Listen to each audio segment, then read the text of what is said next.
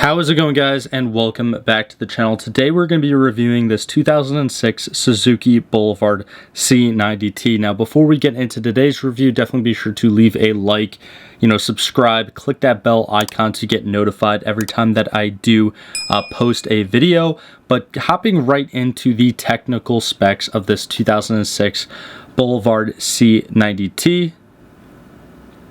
This thing is powered by a single overhead cam, 4-stroke air-cooled 3-valve per cylinder V-twin engine. It has an electric starter. It runs on regular 93 gas, and it is 90 cubic inches, or right around 1,475 cc's. Now, unfortunately, I wasn't really able to get official power numbers for this engine because Suzuki just, I guess, doesn't really offer it. But going around the interwebs and doing some of my research, I did find out apparently on like a Suzuki Boulevard forum that someone claimed that it makes right around 61 peak horsepower at like around 4,700 RPMs and 81 peak foot-pounds of torque right around 3,300 RPMs. Now, those are numbers off of a forum, so take it with a grain of salt. But it makes a decent amount of power. Obviously, it's just a kind of normal cruiser. It is definitely pretty hefty. It is up there. Some people say that it's not too heavy for a cruiser, but for me, it was certainly heavy while riding it and taking some corners. And it could also be a pain in the ass to kind of get going because the clutch catch point was a little bit immediate for me. Like, it was a little bit high, I guess you could say.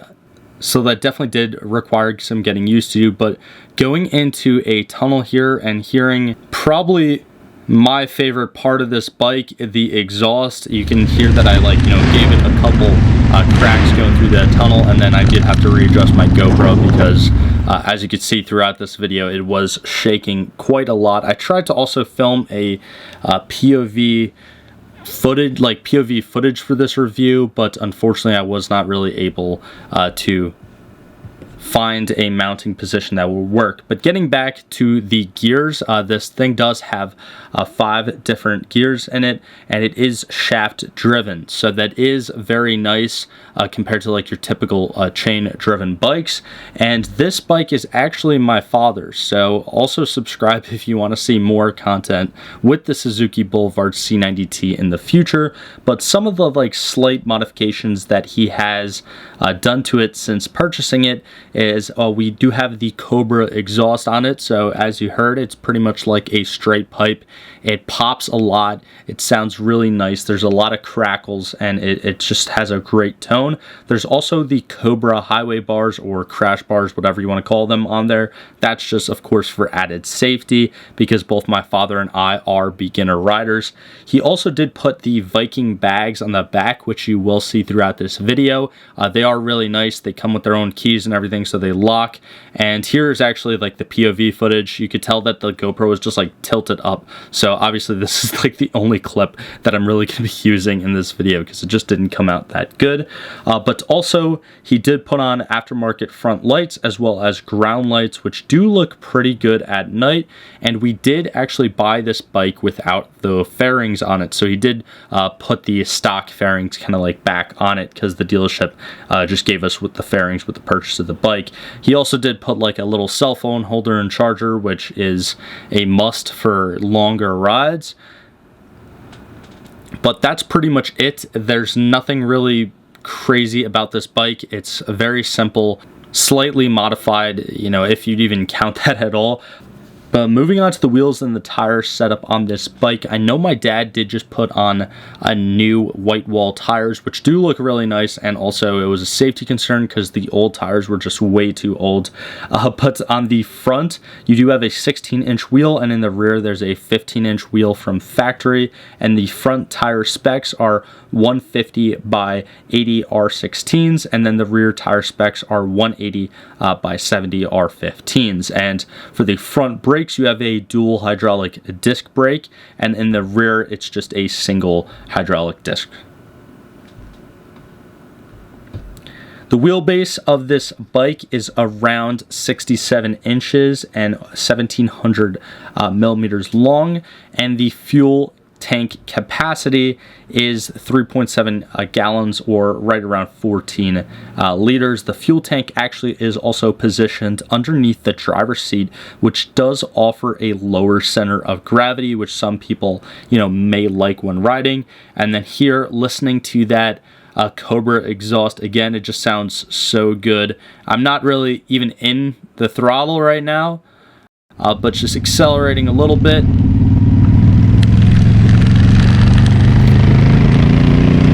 It does sound really nice. It has that classic V-twin sound.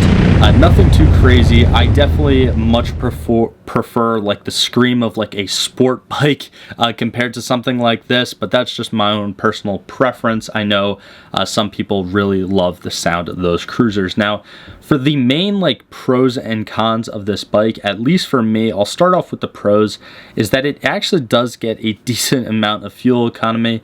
It is, again, like I said before, a fuel-injected system, so you're not having to deal with carbs or like warm up the carburetor or deal with any of that nonsense that you might get with some of those older bikes. And there's also pretty good gear ratios for a 5-speed. It would be much better if it was a 6-speed, just for highway cruising, but you do have nice long gear ratios with that 5-speed trans. I also think it is one of the better cruisers on the market today for the money, and it is also great if you have, your woman with you or your partner, whatever the case may be, but it does have that like back passenger seat, or the back for the passenger seat, I guess I should say, and it is comfortable. I know some people like to rip on this bike's stock driver seat, but to be honest, it's comfortable for me.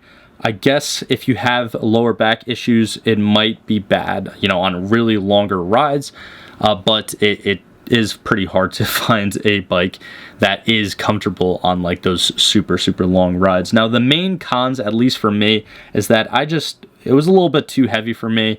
Again, like turning and stuff, I like the agility of like a street fighter or kind of like hybrid bike or sport bike. I just like those platforms better than cruisers, so that's kind of my own personal bias, so take that with a grain of salt as well. And also, the fuel tank is just a little bit too small for like your longer trips. I think it's only got like around a 220-mile range. Correct me if I'm wrong down in the comments below. So you're going to be stopping a lot if you're going to take this thing out on a few hour trip, like 3 to 5 hour trip. You're going to be stopping a decent amount, which can be kind of annoying. And again, some people really do like to rip on that stock Suzuki driver seat that comes with this bike.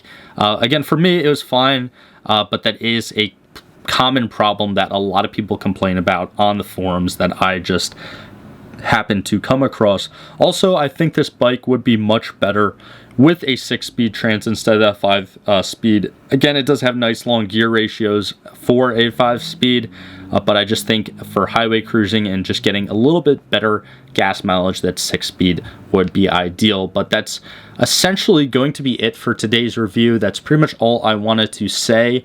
Again, I'm sorry for not having the live footage with the voice and everything for you guys. I don't have an external mic for my GoPro, and as you could see by some of the mounting positions, it was a little bit janky. So for the time being, for any of the motorcycle reviews that I'm going to be doing on my channel, they're essentially going to be this format with like a voice over, over the footage. But that's pretty much just going to be it. Again, definitely be sure to leave a comment down below if I missed anything, and also let me know your opinions on this 2006 Suzuki Boulevard C90T.